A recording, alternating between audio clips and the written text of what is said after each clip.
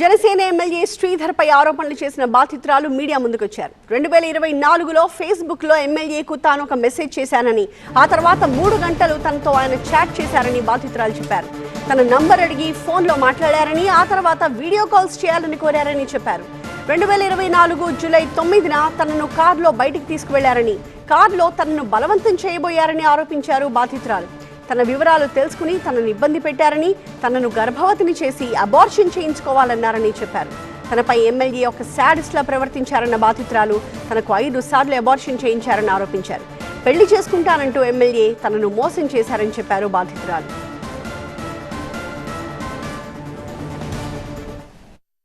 So June 14, 2024న మన railway Koduru ఎమ్మెల్యేకి నేను మెసేజ్ చేయడం జరిగింది త్రూ ఫేస్బుక్.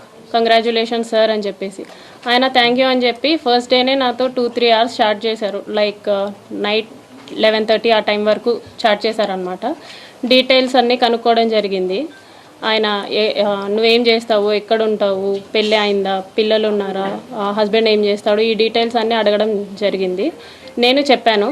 లాస్ట్లో ఆయన ఫోన్ నెంబర్ ఇచ్చి నా ఫోన్ నెంబర్ తీసుకొని ఇక్కడ వద్దు టెలిగ్రామ్లో చాట్ చేద్దాము అనేసి చెప్పారు. సో నేను టెలిగ్రామ్లో మెసేజ్ చేశాను. 2 డేస్ బాగానే మాట్లాడారు నాతో, అంటే నార్మల్గానే మాట్లాడారు. అందరూ ఎలా ఫ్రెండ్లీగా మాట్లాడతారో అలాగే మాట్లాడారు. సో కంటిన్యూస్ చాటింగ్ అనమాట. 2 డేస్ తర్వాత వీడియో కాల్స్ చెయ్యి, నీ న్యూడ్స్ పంపించు అని ఈ టైప్ ఆఫ్ మెసేజింగ్ చేయడం జరిగింది నాకు. సారీ సార్, నేను న్యూడ్స్ అయితే అట్లాగా పంపించలేను, వీడియో కాల్స్ కూడా నాకు కంఫర్టబుల్ కాదు అనేసి చెప్పాను అనమాట. నేను నా బాబు మాత్రమే ఉంటాం ఇంట్లో, నాకు ఒక కేర్ టేకర్ ఉంది. న్యూడ్స్ పంపించమని ఒక 3-4 డేస్ అడిగారు బాగా. నేను పంపను అనేసరికి కొంచెం బెదిరించడం లాంటివి చేశారనమాట. ఓకే న్యూడ్స్ పంపొద్దు, నేను నీతో మాట్లాడాలి, నన్ను పర్సన్గా మీట్ అవ్వు, ఇన్ పర్సన్లో మీట్ అవ్వు అని చెప్పేసి అన్నారు. ఎలా కుదురుతుంది సార్, నాకు అవ్వదు, నాకు మా బాబుతోనే ఉంటుంది రోజంతా, నాకు అవ్వదు అనేసి అన్నాను. ఒక 2 డేస్ బాగా బతిమలాడుకున్నట్టు అడిగారు అనమాట నన్ను. మీట్ అవ్వచ్చు కదా, ఈ టైంకి మీట్ అవ్వచ్చు కదా, నేను ఈ టైంకి ఫ్రీ అవుతాను అనేసి ఇలా అడగడం జరిగింది. నేను రిజెక్ట్ చేశా. ఆ తర్వాత కొంచెం ఆయన అధికారం చూపించడం లైక్ నేను రైల్వే కోడూరు ఎమ్మెల్యేని, నా కోడూరు ఇది ప్రస్తుతానికి, నువ్వు ఇక్కడే జాబ్ చేస్తున్నావు, నీ ట్రాన్స్ఫర్ కూడా నా చేతిలోనే ఉంటుంది, నీ ప్రమోషన్స్ కూడా నా చేతిలోనే ఉంటుంది అని ఈ టైప్ ఆఫ్ మాటలు మాట్లాడడం స్టార్ట్ చేశారనమాట. నాకు అర్థమైంది సార్, మీరు ఎంత చెప్పినా సరే నేనైతే కలవడం జరగదు అనేసి నేను చెప్పాను. ఆయన ఫోర్స్ చేస్తూనే వచ్చారు. నేను ఈయనకి ఫోన్ కాల్స్లో మెసేజెస్లో చెప్పడం అర్థం కావట్లేదేమో అని చెప్పేసి నేను కలుస్తాను జూలై 9th కలిశాను. For the first time July 9th కలిశాను. అంటే ఎందుకు నువ్వు నాతో సరిగా ఉండట్లేదు, ఎందుకు నేను అడిగినవన్నీ చేయట్లేదు అని చెప్పేసి కాన్వర్సేషన్ స్టార్ట్ చేశారు.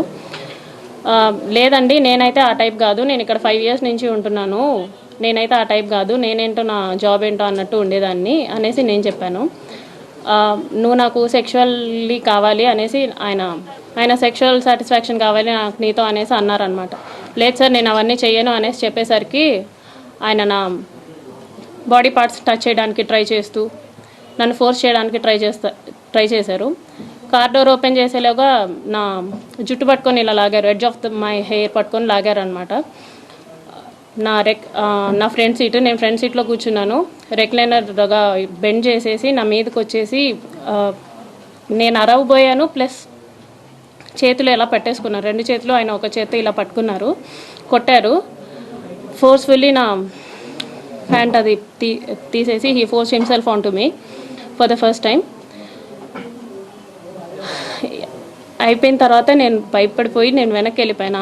ఆ మధ్యలో నేను వెనక్కి వెళ్ళిపోయాను. ఆ సీట్ ఈ మిడిల్ ఆఫ్ ద సీట్ ఉంటుంది కదా, దాని నుంచి నేను వెనక్కి వెళ్ళిపోయి నేను వెనక్కి కూర్చున్నా.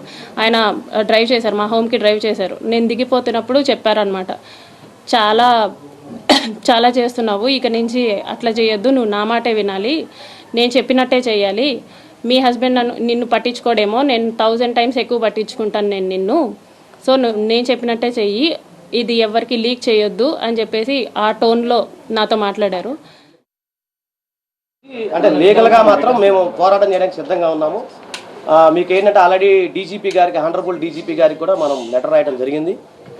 అలాగే నేషనల్ హెచ్ఆర్సీలో కూడా పిటిషన్ కూడా వేసాం, అని మీకు నేను షేర్ చేస్తాను. అలాగే ఇప్పుడే మా ఢిల్లీ నుంచి మా మిత్రుడు, మా ఆఫీసు మిత్రుడు నేషనల్ ఉమెన్ కమిషన్లో కూడా ఫిర్యాదు చేయడం జరిగింది.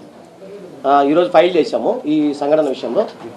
దానికి సంబంధించి ప్రతిదీ కూడా మా దగ్గర ఎవిడెన్స్ అంతా ఉంది. అది కూడా మేము కూడా క్రాస్ చెక్ చేయడం జరిగింది, ఇది అవునా కాదా అన్న. ఫస్ట్ మా టీంని వీళ్ళు ఏమి అప్రోచ్ అయినప్పుడు అది నిజమా కాదా, ఎందుకంటే చాలామంది వస్తుంటారు కాబట్టి. సో ఈ మధ్యకాలంలో మీకు తెలుసు కదా అంతా ఏ కానీ ఎన్ని ఉంది కాదు, మేము అన్నీ చూసాము. దానికి సంబంధించి మేము ఏదైతే ఉందో ఆ దగ్గర ఉన్న ఎవిడెన్స్ ప్రతిదీ కూడా రేపు మేము 65B కింద దానికి సంబంధించి అది కూడా మేము నెక్స్ట్ కార్యక్రమంలో ఉన్నాము. అలాగే ఫోరెన్సిక్ దాన్ని కూడా మేము సంప్రదించడానికి సిద్ధంగా ఉన్నాము.